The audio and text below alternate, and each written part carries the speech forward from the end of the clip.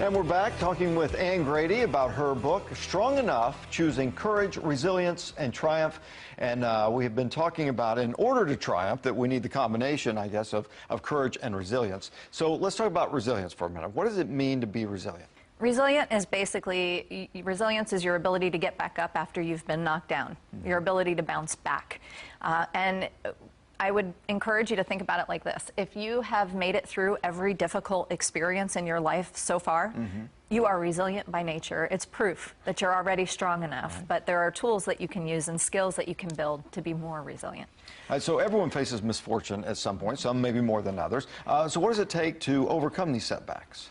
Well, that's why I created the book, because nobody was there to teach me how to do it. And I really felt like using this process, you could learn to work through steps to identify mental barriers, but also practical strategies that you can use. Things like gratitude, right? We now know it's one of the #1 predictors of well-being, and it seems touchy-feely, but what we know now is that you don't even have to find anything to be grateful for. The simple act of looking increases serotonin and dopamine, which are the feel-good neurotransmitters in many antidepressants.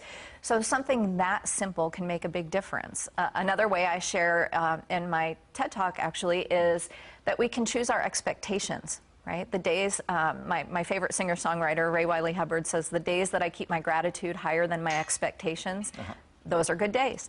So you can't always choose reality, but you can certainly choose your expectations around it. And so you're saying we can learn to be more resilient? Absolutely. It is absolutely a set of skills. And if you learn those skills, you can transfer them across any situation, personally or professionally. So are there certain characteristics that resilient people have? Sure. Sure. What are they? First, it's they surround themselves with the right people. We all know those that are negative and they're energy drainers and they constantly complain and they constantly have drama.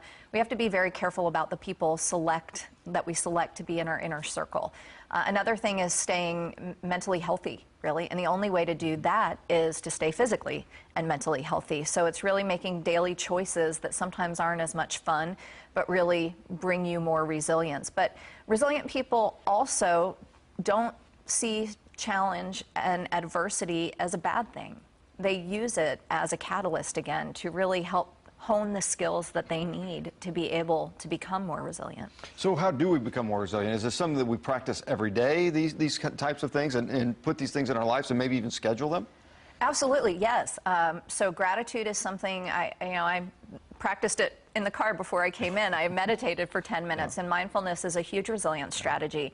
And thousands of studies have demonstrated now that you don't have to eat tofu and sit in the full lotus position to do it. You can just sit quietly and think. But gratitude is a huge practice. I think people who focus on looking for the right things learn to be more resilient. Those that take care of themselves are typically more resilient, and those that don't try to put blame on any person or anything for the challenges in their life. It is what it is.